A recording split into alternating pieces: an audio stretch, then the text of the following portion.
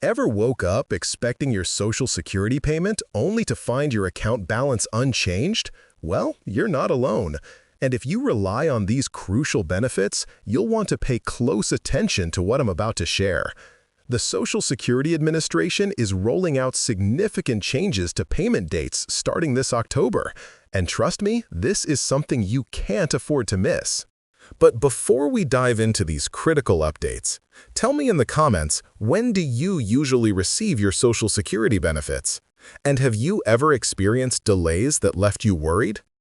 If you want to stay ahead of these changes and ensure you never miss a payment, make sure to hit that subscribe button and ring the notification bell. I'll be sharing regular updates about Social Security benefits, and trust me, you won't want to miss any of them. Let's start with the burning question that's probably on your mind right now. Why is the Social Security Administration making these changes? Well, it all comes down to efficiency and modernization. The current system, which has been in place for decades, was designed when paper checks were the norm and digital payments were just a futuristic concept. But times have changed, and so must the payment system. Think about it.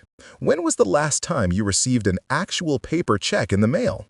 The Social Security Administration has been pushing for electronic payments for years, and this new schedule is part of their broader digitalization initiative.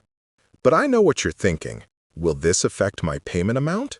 Don't worry, the amount you receive won't change. It's just the timing that's getting an adjustment. Now, let's talk about what's actually changing. Currently, most beneficiaries receive their payments based on their birth date. Those born between the 1st and 10th get paid on the 2nd Wednesday. Those born between the 11th and 20th receive payments on the 3rd Wednesday. And if your birthday falls between the 21st and 31st, you get paid on the 4th Wednesday. But starting this October, things are going to look a little different. Let's talk about what this means for you practically.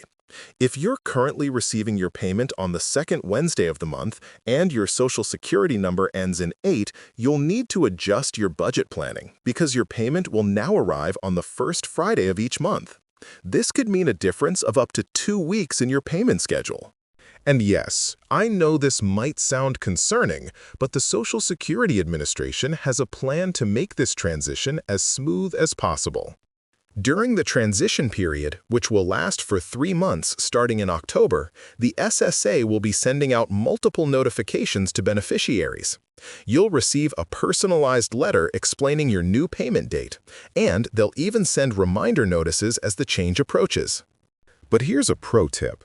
Don't wait for these notices to start preparing. Start adjusting your budget now to accommodate these potential timing changes. One question I've been getting a lot is, what about SSI recipients? If you're receiving supplemental security income, your payment schedule will remain largely unchanged. SSI benefits will continue to be paid on the 1st of the month, unless that falls on a weekend or holiday, in which case you'll receive your payment on the last business day of the previous month. Now, let's address some concerns I've been hearing from viewers. Many of you are worried about automatic bill payments and whether they'll need to be adjusted. The answer is yes. If you have automatic payments set up for rent, utilities, or other bills, you'll want to review and potentially adjust these dates to align with your new Social Security payment schedule.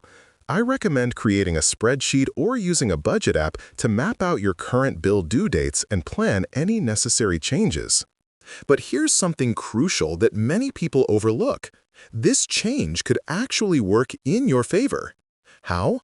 Well, with payments distributed more evenly across the first week of the month, banks will be better equipped to process them efficiently. This means fewer processing delays and potentially faster access to your funds. Plus, spreading out the payment dates might help reduce the strain on customer service lines if you ever need to contact the Social Security Administration. Speaking of contacting the SSA, let's talk about what you should do if you have questions or concerns about these changes. The Social Security Administration will be setting up a dedicated hotline for questions about the new payment schedule. They're also enhancing their online portal to make it easier for beneficiaries to view their new payment dates and update their information if needed. But remember, these resources will be in high demand as the change approaches. So, it's best to get your questions answered early. Here's something else to consider. How will this change affect direct deposit times? While the actual payment dates are changing, the way banks process these deposits isn't. Most banks will continue to make funds available as soon as they receive them from the Treasury Department. However, some smaller banks or credit unions might have different processing times. So, it's worth checking with your financial institution about their specific policies. Let's talk about preparation. What steps should you be taking right now to ensure a smooth transition? First, start building a small buffer in your account if possible. Even a few hundred can help cushion any temporary gaps during the transition period. Second, make a list of all your monthly bills and their due dates. This will make it easier to identify which payments might need to be adjusted once you know your new Social Security payment date. Another important aspect to consider is how this change might affect your spouse or dependents' benefits if you're receiving them. The good news is that all benefits tied to your Social Security number will be paid on the same date. This means if your spouse receives benefits based on your work record, their payment will come on your new payment date as well. This actually simplifies things for many families who currently receive multiple payments on different dates. But what happens if something goes wrong? What if your payment doesn't arrive on the new scheduled date? The Social Security Administration is implementing several safeguards to prevent payment disruptions. However, if you do experience any issues, they're establishing a rapid response team to handle payment-related problems during the transition period. The key is to report any issues immediately. Don't wait hoping it will resolve itself. Here's something interesting that many people don't realize. This change is part of a larger modernization effort by the Social Security Administration. They're not just changing payment dates, they're upgrading their entire payment processing system. This means we might see more improvements in the future, like better online tools for managing our benefits and faster processing times for benefit applications. Let's talk about record keeping during this transition period. It's crucial to keep track of your payments more carefully than usual during the first few months of the new schedule. Save your bank statements, take screenshots of deposits, and keep any notices you receive from the Social Security Administration. This documentation could be invaluable if you encounter any issues that need to be resolved. Now, here's a question that's probably on your mind. What if you don't want to change your payment date? Unfortunately, this isn't optional.